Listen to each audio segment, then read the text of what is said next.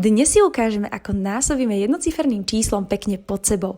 Na začiatok násobím 6x5, čo je 30. Napíšem 0, 3 sa mi zvýšili, ktoré budú na boku. 6x1 je 6 plus zvyšné 3, to je 9 a náš výsledok je 90. To isté opakujeme v ďalšom príklade. 4x8 je 32, trojku napíšeme vedľa a dvojka bude veľká. 4x4 je 16 plus zvyšné 3 je 19, 9 napíšem a 1 sa mi zvýšila a 4x2 je 8 plus 1 je 9.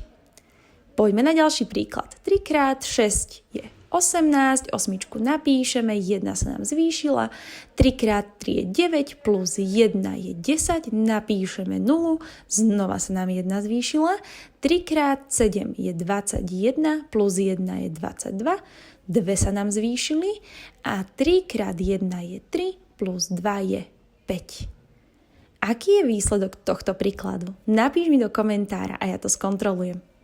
A ak ti matika veľmi nejde, prihlás sa na doučko z matiky.